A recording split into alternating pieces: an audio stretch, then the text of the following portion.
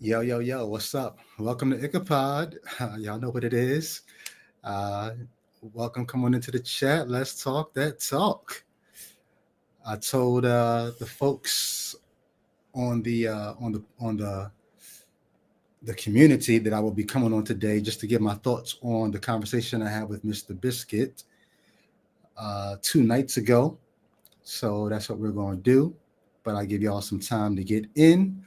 In the meantime, how y'all been? What's up, Daryl Williams? Salutations, my friend. Yes, come on into the chat. Greet somebody in Reason's name.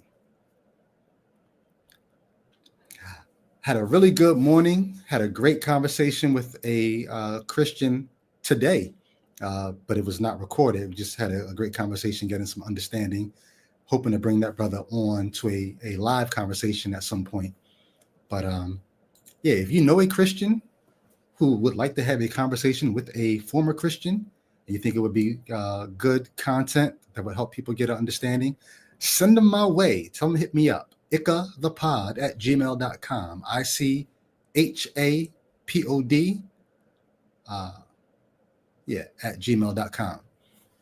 But yes, I want to read through some of the comments from you all on the episode with me and Mr. Biscuit. I also want to give some of my thoughts on it. I'm definitely looking forward to having him back on to do a part two. The conversation that I had with the Christian this morning is actually what I probably should have done with Mr. Biscuit before we got online. I should have got on the phone or Zoom or FaceTime with him beforehand, just so that I understood where he was coming from. One of the things that we often talk about is just how many Christianities there are. And so if you don't know the kind of Christian that you're talking to, you might go into the conversation thinking you're going to be talking about one thing, and then you find out that, oh no, you're talking about something completely other. And that's sort of what it was. So, but many people said they enjoyed the conversation, and I can see why you all would. The brother is incredibly intelligent and articulate and thoughtful and well-read and personable, and he's got all kinds of like just great energy and vibe. I was checking out stuff on his channel, and just, he's very winsome. You kind of just want to watch what he's doing, regardless of what he's talking about. Those kinds of people make great cult leaders, and I'm not saying that anything negative about Mr. Biscuit. There's certain people that are just sort of infectious in the way that they present, and you almost like, man, bro, I don't even care what you're saying. Just keep on talking, man. And so that's sort of how that's part of why I found myself listening. Like, I was intrigued. I wanted to see where his ideas were going, but it was easy to listen to. Like, oh, I don't agree with what you're saying, but keep on cooking. Like, yeah, it's all good. So anyway, I'm gonna dive into the convo in a minute, but let a few more people get into the chat. Where you guys at right now? You at work? You home? Do you work from home? How many people are part of that contingent that get a chance to not have to dress up on the bottom half of you, because this is all that needs to be seen of you while you're at work? Boy, COVID really did change life. Since COVID, I've turned into a hermit. Like, I hardly ever go out of my house. I go out of my house to go visit family and to go to the market. For the most part, I'm in here in my dungeon. I hardly get dressed. I throw on some sweats and a t-shirt and lounge around my house the entire day. And when I go outside, I'm like, oh yeah, the world's still here.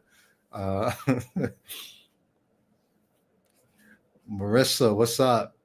Says, good afternoon. Hybrid employee here.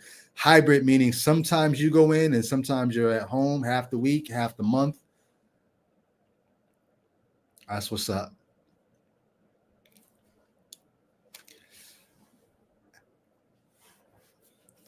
Yo, what's happening, folks? So I'm gonna pull up the page. Should I put it on the screen? Let me see if no, I'm gonna pull it up on my phone. Some of the messages that people people sent in. How do I get to YouTube? Oh. So yeah, let me know. Did you enjoy the convo with Mr. Biscuit? And would you be interested in seeing a part two? I'm looking forward to a part two. Somewhere towards the end, he even said, like, we didn't even get a chance to talk about God, like our definitions of God and understanding of God. So everything that we were doing was really just gaining a foothold on understanding, which means we probably ought to have a part two. But are you interested in seeing a part two? Kingdom of Heaven says, grace and peace, the dungeon. I love it. Bishop, oh, I know who this is. So sometimes I see people, everybody has different names on different social media platforms, and so I don't know who people are all the time. Okay, yeah, what's up? I know who you be. Good to see you, fam. Let me find the video so I can get to the comments.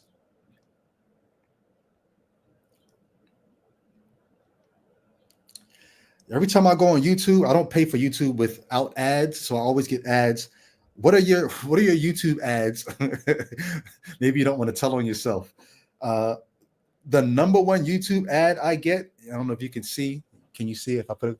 The number one YouTube ad I get is from Insomnia Cookies. Every single day I'm getting multiple ads from Insomnia Cookies. And they got this one commercial they run where they whisper. they whisper their temptation to you. What is it? Multi caramel salted cookies. And they whispered in this alluring voice, like, yo, why are you whispering cookie stuff to me? What is it about whispering that it's supposed to make that more alluring? The fact that you're whispering means it's a secret. The fact that it's a secret means I'm going to want it more than if you just came out and said, hey man, come get these caramel salted cookies. No, you whisper it, and now I'm like, I'm not supposed to know about it. Oh, now the Christian in me would say, see, you're playing on my sinful nature. The fact that it sounds illicit, the fact that it sounds like it's prohibited, is going to make me want to do it more. What did Paul say? The good that I want to do, I don't do. The evil I don't want to do, that I do. Is Insomnia Cookies proving that Paul's theology is right? Or is it just something about human nature that we want to be free, and the second we think we're being kept from something violates the desire that we have for freedom, and therefore we're going to want to go after that thing? I don't know if that's sinful. I think that's just that's our desire for freedom. That's all that is. Kingdom of Heaven says number one for me is Robin Hood. Started playing with stocks 3 weeks ago. Now it's your number one. Yep, that's how they do. That's how they do. What are y'all thoughts on, before I get to Mr. Biscuit, what are y'all thoughts on AI? Like, everyone is now trying to like tell us like, yo, we played ourselves the last couple of years, especially during COVID. We were making all these, avatars of ourselves and giving our pictures to these social media companies, agreeing to stuff that we didn't necessarily know. We didn't care because we were getting a benefit from it. We were getting to be socially connected to people without being right there with them. So we got a benefit. What we didn't realize we were doing is we were actually helping to train AI. Why do you think AI pops up all of a sudden with this expert ability to mimic human expressions in a myriad of ways? Well, we trained the AI over the last few years. Somebody said, oh, I get it now. The reason why it was free for us to do all this stuff on social media is because we were the product. We were giving ourselves away, and now we've actually trained AI to imitate us. Crazy where things are going now with AI. Marissa says, I'm concerned about AI. Oh, wait. I'm concerned about AI, the ethics of AI, and the environmental effects. What environmental effects? I don't know about the environmental effects. I know about the ethics. What environmental effects of AI? Daryl, I see a comment about Mr. Biscuit. I'm going to go back up to that in a second.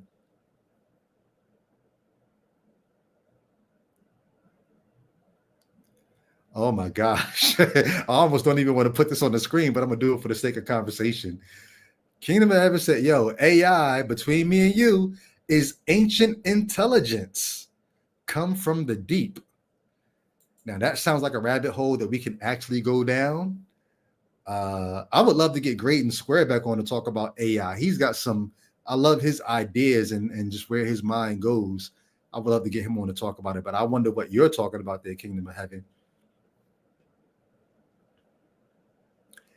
I love some of the AI that I've seen where basically you have, did you guys see the one where it's a Unitarian, somebody who's a Christian who does not believe in the Trinity, and this guy basically has this AI like a reporter, a modern day reporter, going back to ask ancient Israelites, the first Christians, what they think about the Trinity, and it's all AI, but it's hilarious. I love that kind of stuff, and I think for counter apologetics and maybe even for apologetics, AI is about to allow people to do all kinds of things, to have conversations that they want to have, and then feed words into people's mouths. People are about to become obsolete. Like what we're doing here right now, even me here right now, if I can just put all these words in the mouth of an AI, like, I mean, my gosh, it's about to change the world. All right, so Marissa responded to my question. What are the environmental concerns? Tons of pollution, like Musk in Memphis, Tennessee, has been poisoning the city there. I don't even know about that. I'm gonna have to go research that. Pollution from AI. How would it? So two things I don't understand. I don't understand mining for cryptocurrency. I probably could research that with a Google real easily, but I don't understand, what are you mining? What are you doing to create, like, what do you need to mine to create cryptocurrency? And nor do I understand how creating AI increases pollution. I don't understand the connection there. So I'll Google that.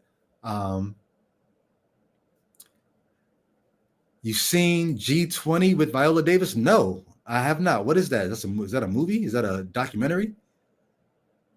I'm going to put that in my list of things to go watch. But I guess you're saying that will help explain what you're talking about. Put it in my list right now.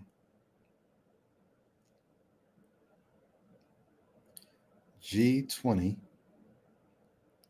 Viola Davis. Okay, it takes a lot of energy. Oh, okay, I get it. It takes a lot of energy, which equals pollution. Okay, that makes sense. That makes a lot of sense. Yes, because even in the Big Beautiful Bill, right? The the bill that's called Big and Beautiful, um, they're talking about what it's going to take, the energy it's going to take to actually keep up with the demands of AI. So I hear what you're saying. Okay, cool. So the G20, it's a movie, great AI crypto storyline in it. Okay, I'm definitely gonna check that out for sure. All right. So in the meantime, not meantime, but let's go to talk about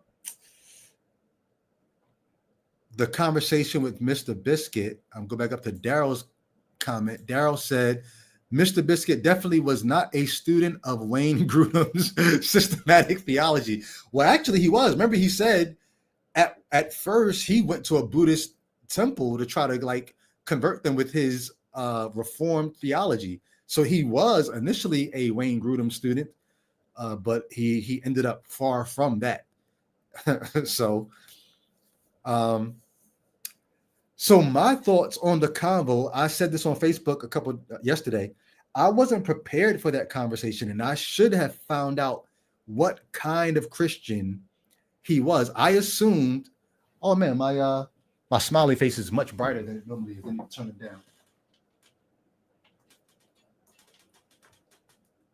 Let me see. That's better. Yeah, I assumed that because he was a part of or adjacent to the Christian hip hop world, that he would be somewhere near the kind of Christian that I was familiar with. I got vibes, even though he mentioned Jordan Peterson, and some people in the comments were saying they were getting Jordan Peterson-esque vibes from him. One of the things that Jordan Peterson is known for is word salads, using a bunch of words that confuse people and make you think he's saying something when he's really not. I didn't get Jordan Peterson vibes from him because I understood what Mr. Biscuit was saying, but I was almost getting almost Billy Carson vibes from him. I wonder if he would be open to the ideas of Billy Carson before Wes Huff sort of showed him to be something of a philosophical charlatan. I wonder if Mr. Biscuit would be open to those ideas. But I was not prepared for that. And so I spent a lot of the time, like, I could have taken the ideas that Mr. Biscuit was putting forward. And because we said at the beginning, which I really love what he said at the beginning, Christians should not wall themselves off from atheistic critique. By hearing the atheistic critique, Christians could get a better understanding of this is how we sound. We sound like that. We're presenting our ideas in that kind of a way. Maybe we want to tweak this. Maybe we want to. So he's always open to having, and he wanted to put his ideas forth to me to see how amenable I would be to those kind of ideas. And I think it's to the credit of Christians, even a Jordan Peterson, to want to frame their Christianity in a way that would be winsome to people who are opposed to the faith. But Christians, yo, Graydon Squares in the house. What's up, yo?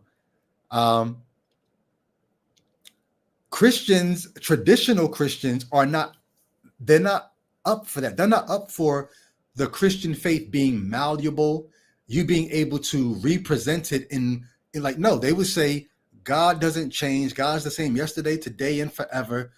We don't have to remake Christianity in the image of modern culture. No, modern culture needs to be remade in the image of Christ. And so a lot of what I heard from Mr. Biscuit, it felt like he was trying to, or people who do those kinds of things are trying to remake Christianity in ways that are palatable to modern society and modern science. Now, he said what he wanted from me was to put those ideas forward and have me kind of like see whether or not those ideas would be amenable or whether I would be amenable to those ideas. I couldn't really give him the feedback he was looking for because I was spending most of my time just trying to get a better handle on, wait, what is it you believe? And not just what is it what you believe? How comfortable am I with calling what you believe Christianity? Now, somebody could say, but who are you to be the judge of that? Well, if Christianity is a documentary faith, if it is a faith that has tenets that you can, because even he was grounding what he believed in the Bible. The question is, can you take the Bible that way? And of course, one of the answers is, well, you can take the Bible any kind of way. So then who's really the arbiter of what's really Christianity? And I'm going to read some of the comments. There are many people who would say, yo, Christians would not say what you are saying is Christianity, even though you're saying what you're saying in Christian language. So rather than give Mr. Biscuit the feedback that he wanted, I felt like I was trying to do and maybe I did a poor service to him, but I was only doing a poor service to him because I was trying to do a good service to Christianity, because the title of the episode was Conversations with Christians. If I had titled the episode something else, then I could have just interacted with what Mr. Biscuit was saying, and we could have just had a great conversation. But because I had lured people to the episode by making them think I was going to be talking to a traditional, what we think of when we think of Christianity, I spent most of my time trying to do service, trying to stillman Christianity instead of having the conversation that Mr. Biscuit wanted to have. So that's sort of what you saw happening in that episode. And I really was serious when I made the joke. Like, somebody watching would be confused. Like, wait, the thumbnail says Christian and atheist. Which one is the Christian? Because if you think about what Mr. Biscuit was saying, you might be like, that's not Christianity. So anyway, I feel like, I get all these alerts from theoretical physics. My phone is always, well, it's not buzzing. I don't have audible alerts, but every time I go to my homepage, Everything that you see, if you get those theoretical physics updates on, hey, scientists just saw this, and this might tell us that. They just froze light for the first time, or they just sent a beam. They transported a particle for the first time. I see all that stuff. We may not, there may not be particles at all. Everything might be a wave. I see all of that, and I get it all day long. But all that is what you're looking at is quantum physicists and theoretical physicists trying to make sense of what they're able to demonstrate. And what they're saying right now about these things are not what they said 5 years ago, and it's not what they're going to be saying 5 years from now. They're figuring things out. What I heard from Mr. Biscuit was him trying to use the current findings, the current understandings of theoretical physics and some quantum physics, and trying to marry that with what you find in the Bible, so as to say, see, Christianity wasn't wrong all along anyway. Like, Christianity had got there first, and if we could make this be saying what this is saying and marry the two, then it makes our thing look more true. But once again, 5 years from now, quantum physics, theoretical physics, they'll be saying something different as they run more tests and say, oh, we were wrong when we saw this. What we thought was the particle doing this was really a wave doing that. So then you're going to have to change again and make your Christianity change. You're going to have to make your Christianity more malleable if all you're doing, it's almost, here's a perfect analogy. There are people who, they say they used to read a newspaper in one hand and a Bible in the other hand. That's how the people who used to try to do all the Bible prophecy thing, like, scripture is being fulfilled in 1948 when this happened, in 1933 when this happened, 1950 when this happened. Oh, that was this verse from the Bible coming into fruition. And then the years pass and nothing happens, and you're like, oh, that must not have been the case. Oh, well, then in 1980 when this war happened, that was this verse in the Bible. And then nothing happens, and Jesus doesn't come back, and there's no. Okay, well, then in 1993, when this happened, so you're reading the newspaper, and every time something changes, you're looking back at your Bible, say, oh, the Bible was right about this. Oh, okay, 5 years later, nothing. Okay, then in 2014, when this happened, this was the fulfillment of this, and then nothing happens. Oh, 2025, Israel's at war with Palestine, with Iran. This is the fulfillment. All you do is you keep updating your Christianity based on what's happening in the news. In the same way, I think the person that approaches things the way Billy Carson, or even what Mr. Biscuit was saying, you're going to keep updating your understanding of what you think the Bible's saying every time the source that you really trust. Because what I think what Mr. Biscuit showed was, what you really trust is not the Bible. What you really trust is what we're able to find out through our methods of scientific investigation. And so whatever we're finding out there is the thing you really believe. And then you take that and you go back to the Bible, and then you try to say, so here's how the Bible can still be true in light of what we're finding. The problem is, when we find out new things 5 years from now, you'll have to amend what you think the Bible is saying. But then with all your creativity, you're going to find a way to make it seem like, oh no, see, the Bible was always saying this. We just got it wrong. So I think if me and Mr. Biscuit, if we do another session, if we go back to and we start talking about God, what I'm going to try to draw out is, what really is the foundation of what you believe? Is it the Bible, or is it the things that we're finding out currently through our powers of investigation?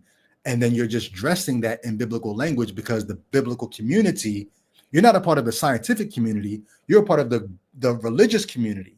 So you're going to take the things you really believe and wrap it in the language you're comfortable with, so that you don't lose your community. And I think that's what I was seeing, but I wanted to listen carefully to understand where he was coming from. So that sort of was my take on the conversation. I'm going to go back and I'm going to read some of the comments that people left under the video and see what your take were. But if you have a current take, be sure to throw it in the chat. Super chat it to make sure I don't miss it, because there's more comments now than and commenters now than there was before. So I don't want to miss what you're saying. So JD Miss JDMS JDMISTHRH. So without vowels, I don't know how to say this. Says, do, and props to Mr. Biscuit, because what he did was he came back through and I saw him like and even respond to a few people's comments. So he's not running from smoke. He wants to see how his ideas play in the eyes and ears of other people. And I just think that's what great thinkers and people who are open do. But this commenter said, dude created his own religion. His beliefs are not based on the Bible, but inspired by the Bible. He made a lot of claims about a God that he can't demonstrate to exist or demonstrate how he knows those claims are true. Dude is educated, well-spoken, and has thought a lot about his beliefs. That being said, his viewpoints don't align with his holy book. I like almost every comment I see, but I don't agree with every comment. I like them for the sake of recognizing that you made a comment, and I think the algorithm prioritizes when creators do that. But I do like this comment. I think that that's what's going on here. W Jax 367 says, interesting. Both made valid viewpoints and insights. It was very respectful. It took 10 years for me to deconstruct. Our Black culture is so steeped in the old time religion we got from previous generations. We are beginning to understand it's not about belief, but actions, love, virtues, the golden rule. This truth is found in most major religions, even atheism. You don't have to be a Christian to be good. And Mr. Biscuit liked it and said, I agree. Love with a heart. So that's what's up. I'm not going to read all the comments. I just want to read a few. Yak G 7976 says, I would absolutely love to watch another discussion between you and Mr. Biscuit. That's what's up.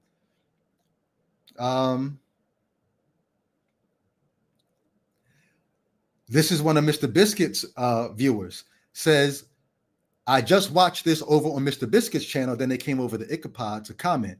Really interesting conversation. My thoughts while I was listening was how I could use some of his insights here to develop my next fantasy series.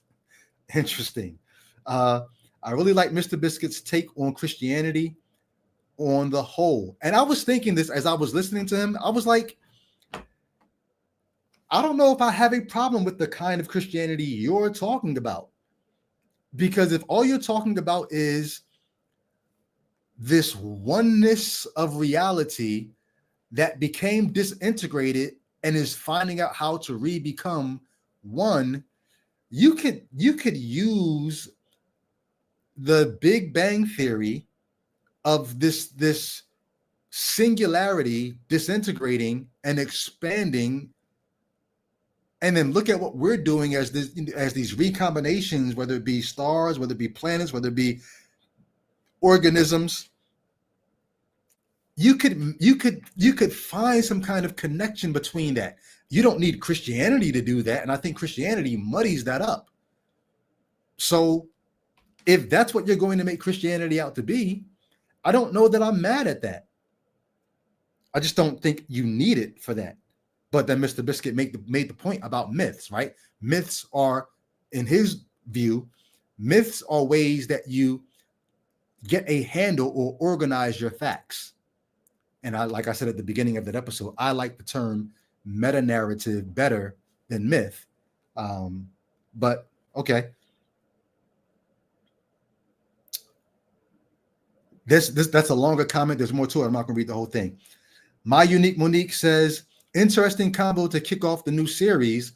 Mr. Biscuit has a creative mind, and it was fascinating to hear his ideas. I appreciate his comfort in holding unorthodox beliefs. But honestly, I feel like he'll be doing a life after faith video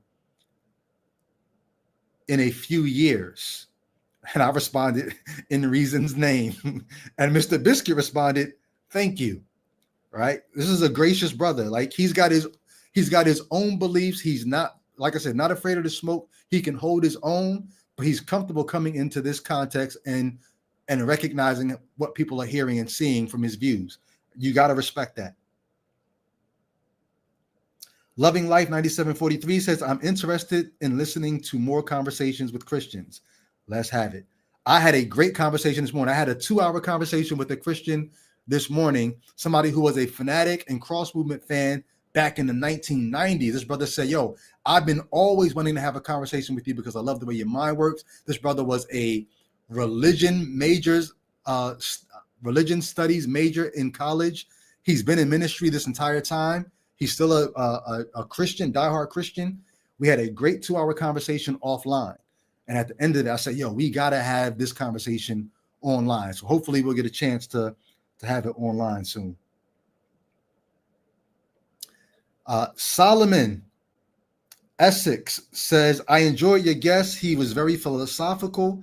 I love how he would quote the Bible with conviction and sincerity. But there were often verses that conflicted directly with what he said. Like, no one sees God, but Abraham and his wife invited him in to their home. He appears to also to support the Platonic lies in the name of the good and the sake of social order. And that's sort of what I was hinting at, not by name. When I asked Mr. Biscuit, okay, so if the Bible narrative is just the way that we organize some true things, could any story do just as well? And Plato in the Republic, he talked about the way that you get laws into a nation is you put the laws almost like when you want to give your dog a pill, but your dog's not going to eat the pill, so you wrap it up in one of the dog's treats. Plato says the way that you get laws into a nation is you put them into a myth. You put them into a story that's so far in the distant past that no one can question it because who was there? Put them in this grand meta narrative and make people say, oh, that's where our laws come from. This God, this creation story, that's how you get laws into a society. This is why gods and religions are important. Well, many scholars are saying today that the Hebrew Bible was actually written in response to or in light of Plato's Republic. It was a story that was created to get laws and a national identity into a people group. And you do that by basing it in a story that's so ancient that nobody can question it. That's how the Bible comes together. And so, Solomon, I see you in the chat now. I think you're right about that. I think that's sort of, I don't know if Mr. Biscuit would say he buys into that, but what he was saying was very much reminiscent of that. I'm going to read one or two more. David Devad 777 says, at 1 minute and 34 seconds in, Brady nails it. It's spiritual with a Christian label, but even progressive Christians would disavow some of Mr. Biscuit's beliefs. He has the gift of gab. He says gab, but I think it's supposed to be gab, and his intellect and is intelligent, but a whole lot of word salad. This is what was the Jordan Peterson-esque stuff. This is coming from a guy that knows both theology and philosophy. David Devad is talking about himself right there. His worldview is a mix of many different things, but it isn't Christianity. And that's the thing that I was getting at. I think it's Buddhist.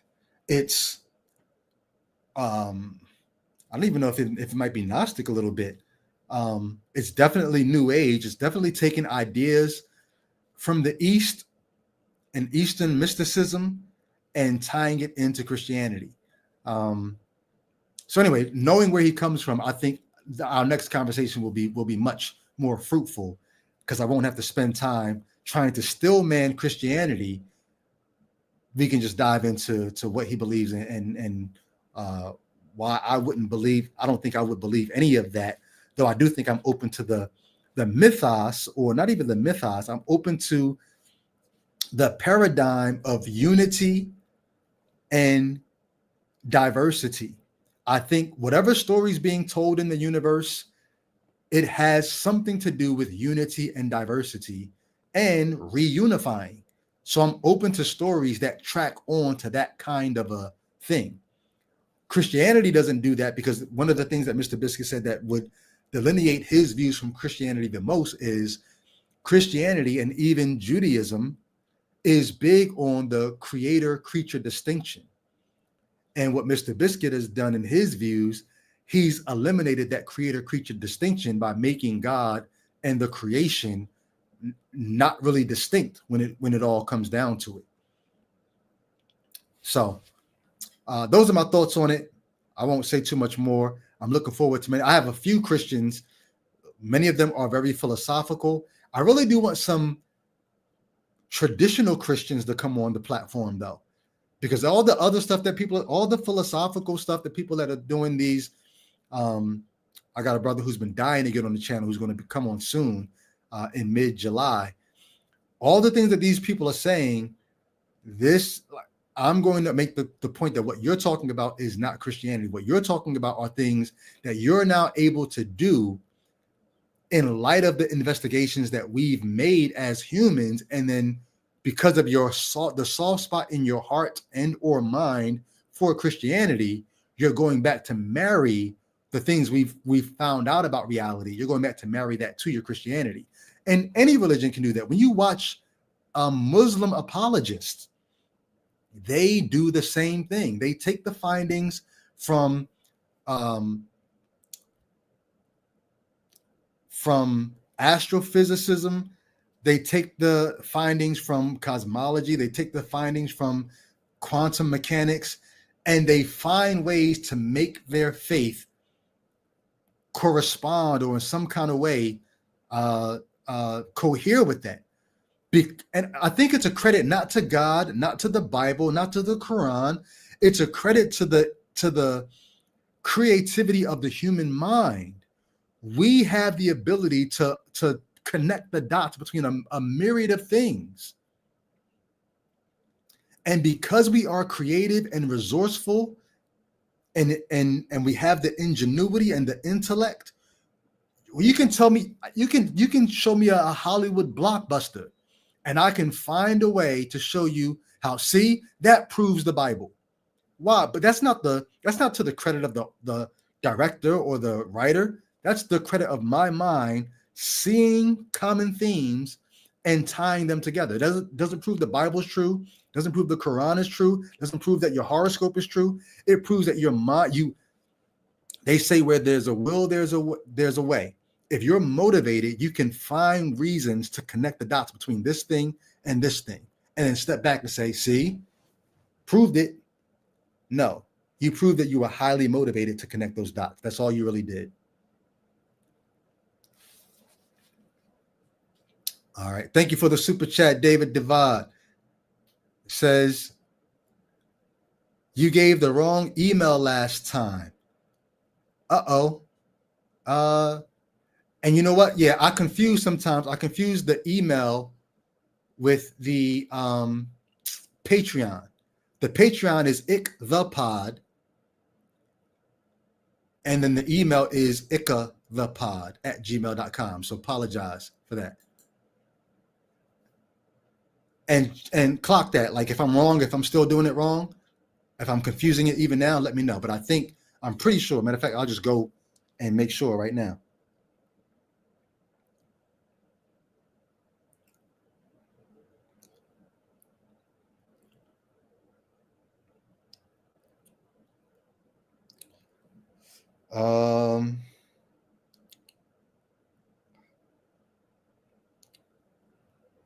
Yes, Icha the pod, ICHATHEPOD @gmail.com. So apologize for giving you the wrong one there.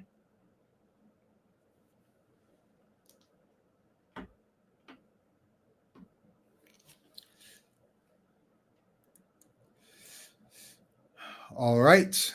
I'm going to get off of here because I got I'm actually recording a Life After Faith episode in a minute. So I got to go get ready for that. I'm recording a few things today. And then, like I said, I got the brother Mark Smith, who wrote the book, Broken Promises, Why Jesus Isn't Coming Back. He's coming on tomorrow for Exit Strategy. We're going to be talking about my book, Let There Be Gaslight. I can't wait for that. Any other thoughts or comments before I let y'all go?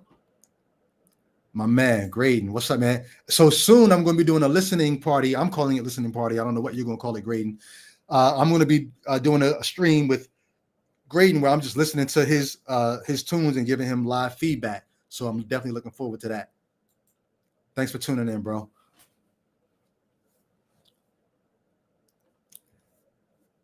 Any last thoughts, comments, questions? Get them in. If not, hope you guys enjoy your day.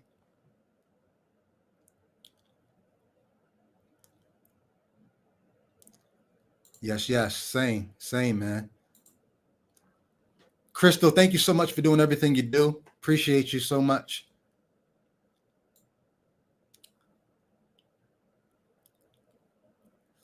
All right, that being the case, I'm gonna let you guys go. Oh, I didn't see you in the chat. What's up, yo? Joshua Caldwell. Please, y'all go subscribe to Joshua's channel. Are you going to be doing debates? Nah, see, you know what? I don't like debates. I like discussion.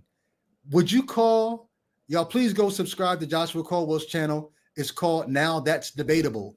If you can, drop that in the chat so people can go check you out. He brings Christians onto his channel and they have, would you call what you're doing on your channel debates or discussions? I love what you do. I love the way that you work with your guests. I don't know I think I would do what you're doing. I would like, even the conversation I had with the guy this morning, it was a discussion, but we didn't agree. We were disagreeing. We were going back and forth. Was that a debate? So yeah, Joshua says I call that more of a discussion. I'm down for that. I don't like the debate format so much, but maybe I should give it a try. And if I get smoked, then maybe that's just proof that ain't for me. If somebody gets smoked in a debate, that doesn't mean their claims were not true. That just means they were not either prepared or they were not the best presenter. They were not the most winsome person in the debate.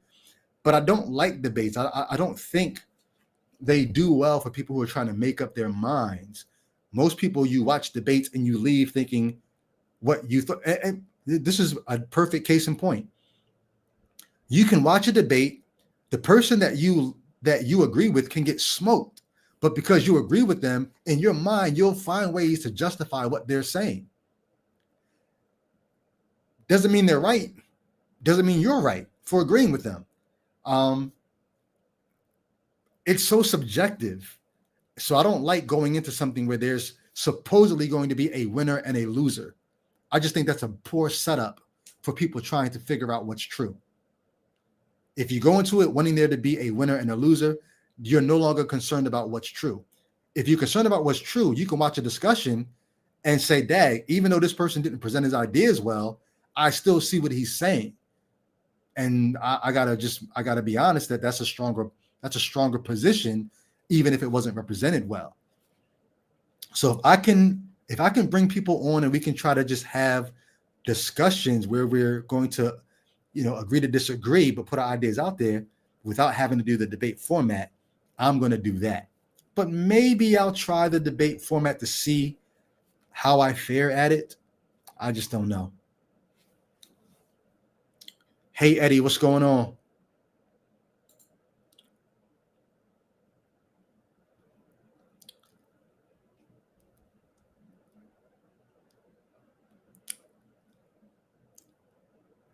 Yeah, I tried to put your other comment on the screen, but it moves too fast for me sometimes.